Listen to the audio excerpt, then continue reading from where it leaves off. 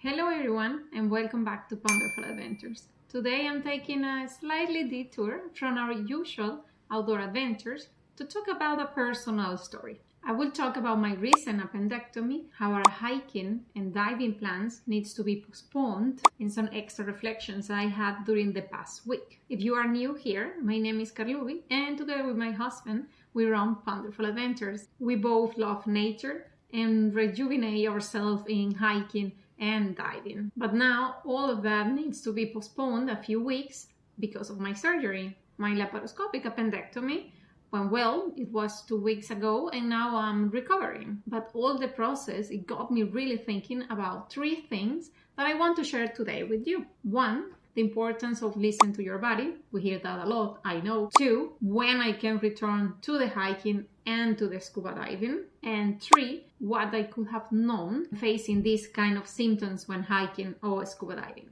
One, so listen to your body. I don't know if it's exactly related what I will tell you now, but the week before my surgery, I have a weird pain in my stomach, which kind of like disappeared. And I'm very happy with that. I'm very happy with my appendix because last weekend we were in the middle of nowhere in Zaragoza celebrating the birthday of a dear friend.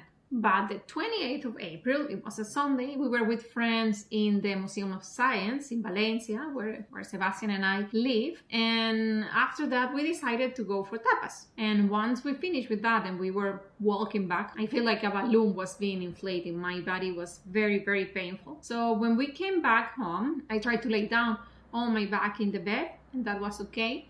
But of course, I wanted to kind of like be on my side. And when I tried to do that either from my right and my left, it was nearly impossible and painful. So I say to Sebastian, Amor, we have to call emergency. One of my siblings, she got her appendix removed when I was younger and I was still living in Venezuela. I remember a little bit her symptoms. So it was fever and she had a lot of pain in the stomach. And one of the symptoms was that also she was not able to stand up right. But that I could. And what about the balloon in my belly? Appendix, indigestion, PMS. I thought in all the scenarios. And this is interesting because when Sebastian got his appendix removed a couple of years ago, he didn't have any inflammation in the belly, but he had fever and also he was vomiting a lot. So we were thinking, oh, maybe it's not the same. I am not a medical doctor, but all what I experienced, it got me thinking in women that actually suffer of PMS. I normally don't suffer of PMS, but I have friends that do. And the pain and the symptoms I have at the beginning can be misunderstood as a strong PMS episode.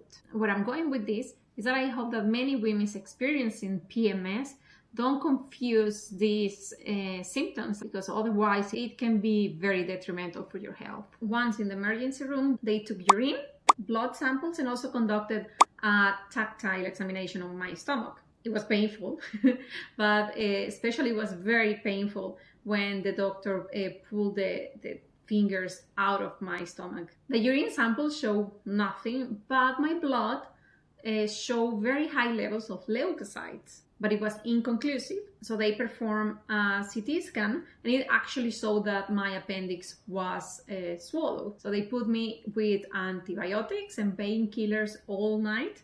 And the next morning I got my laparoscopic appendectomy, which was my first surgery in my life. I feel better now, but I have 3 sexy scars to show on my belly the next time I go to the beach, maybe not for diving. So the other point I wanted to talk was how this now will affect our hiking and our scuba diving plans. We've recently moved to Valencia and we were very excited to embark on new adventures in the surroundings, both hiking and scuba diving, but now we need to wait to engage again with those activities. So what does the science say? What are the recommended waiting times? For hiking, generally, recovery takes about 1 to 3 weeks for laparoscopic surgery and up to 6 weeks if it was an open appendectomy.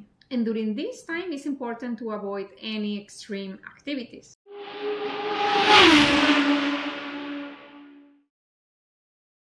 Initially, activities like walk around the neighborhood are of course highly encouraged, and gradually increase the complexity of the activities that you are doing until you feel more comfortable. And of course, according with your doctor's recommendation. If you haven't watched our previous adventures, I will link one or two here so you can have easy access to them. And if you like them, subscribe so you can follow our upcoming adventures and content closely. For scuba diving, the recommended time is 6 weeks. This waiting time period is advised to ensure that the abdominal muscles and the surgical site have adequately healed, preventing complications such as hernias and other injuries from the physical demands of diving, which includes lifting heavy gear and dealing with the pressures of being on the water. This 6-week guideline is supported by the Divers Alert Network and others diving experts. I think I will be a little bit more conservative with that, and maybe I will try my first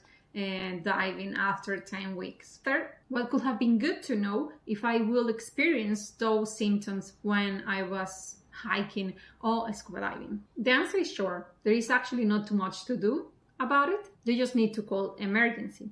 However, if your appendix have not bruised yet, so that means that you have a little bit more of time, so you can do something while waiting for the ambulance or being transported already to the emergency room. So the first thing that you can do is to minimize the movement, because that can potentially worsen the condition and can increase the irritation. I remember when I was being transported in the ambulance and with all the movement, I was just screaming.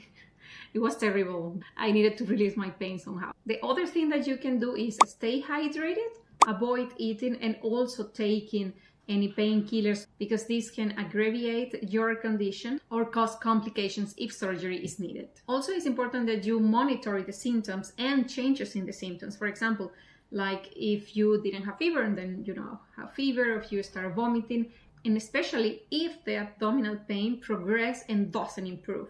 These symptoms needs urgent medical care, as a ruptured appendix can lead to peritonitis, a severe abdominal infection that spreads quickly and can be life-threatening. And remember that if you are in a remote location, you and someone else should know how to contact emergency immediately. If you have similar experience or tips, please share them below, so maybe they can help me and also help other members of our community. Thanks for joining me until here. Happy adventures and see you next time indoors.